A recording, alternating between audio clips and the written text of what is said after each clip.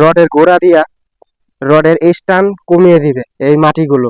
10-15 দিন যদি থাকে কাদা কাদা হইয়া, তাহলে রডে টেম্পার কমায় দেয়, এর ফলে রডে জং ধরে এবং কি রডের গোড়া দিয়ে মরিচা ধরে। নির্মাণ কাজ চলাকালে খেয়াল করতে হয়।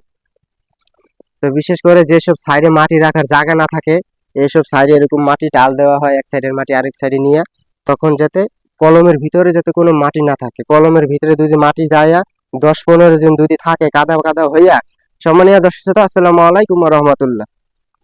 তো ফাউন্ডেশন কাজের সময় খুবই গুরুত্ব পয়েন্টগুলো সিরিয়াস ভাবে খেয়াল রাখতে হয়, কারণ এই সমস্ত আপনার ভবনের জন্য মারাত্মক ক্ষতি হতে পারে। যে ফাউন্ডেশন কাজের সময় এইসব বিষয়গুলো অবশ্যই গুরুত্ব সহকারে খেয়াল রাখতে হয়। এই যে মাটি কাটটা আপনাদের টাল দেওয়া হয়েছে, তো এই মাটি কাটার পূর্বে শহরে যে নির্মাণ কাজগুলা করা হয়, মাটি পর্যাপ্ত পরিমাণ রাখার জায়গা থাকে না। এই কারণেই যে সাইডে কাজ করা হয়, এক সাইডেতে আরেক সাইডে নিয়ে রাখা হয়। তো এর ফলে খেয়াল রাখতে হবে এখানে আপনাদের যে শর্ট কলমগুলো যে করা হয়, এই শর্ট কলমের গোড়াতে যাতে কোনো মাটি মুটি না থাকে। কারণ এই শর্ট কলমের গোড়ায় যদি আপনাদের মাটি মুটি যায়, ভুরু হয়ে থাকে, তখন যদি হালকা পাতলা পানি পায়, এর ফলে কি হবে, আপনাদের রডের গোড়া দিয়া রডের স্টান কমিয়ে দিবে এই মাটিগুলো। তো কলমের গোড়ায় মাটি যাতে কোনো না থাকে, কলমের গোড়ায় মাটি থাকলে রডের স্টান কমিয়ে দেয় সেই কাদা মাটিগুলো। তো এরকম মাটি ভুর করা থাকলে খেয়াল করবেন এবং কি পলি বিছিয়ে দিবেন। তো বিভিন্ন জায়গায় দেখা যায় আমাদের দেশে সিমেন্টের বস্তা পেঁচায় দেয়, যখন টুকরি ভরে মাটি ফালায় তখন দেখা গেছে বস্তার ফাঁক ফুক দিয়ে আপনার মাটি কলমের ভিতরে চলে যায়, তখন দেখা গেছে মাটি মুটি সরাইলে ভিতরে কেদা কেদা হয়ে থাকে।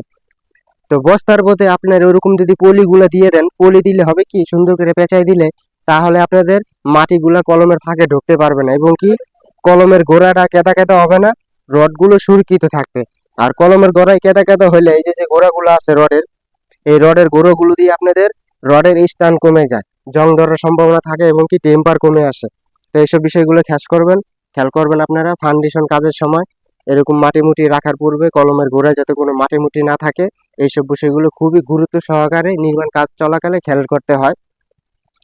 তো বিশেষ করে যেসব সাইডে মাটি রাখার জায়গা না থাকে, এইসব সাইডে এরকম মাটি টাল দেওয়া হয়, এক সাইডের মাটি আরেক সাইডে নিয়ে, তখন যাতে কলমের ভিতরে যাতে কোনো মাটি না থাকে। কলমের ভিতরে যদি মাটি যায় 10-15 দিন যদি থাকে কাদা কাদা হইয়া, তাহলে রডে টেম্পার কমায় দেয়, এর ফলে রডে জং ধরে এবং কি রডের গোড়া দিয়ে মরিচা ধরে। তো এইসব বিষয়গুলো অবশ্যই খেয়াল করবেন ফাউন্ডেশন কাজের সময়। এগুলোই হচ্ছে গিয়ে কিছু কিছু কাজের গুরুত্ব পয়েন্ট।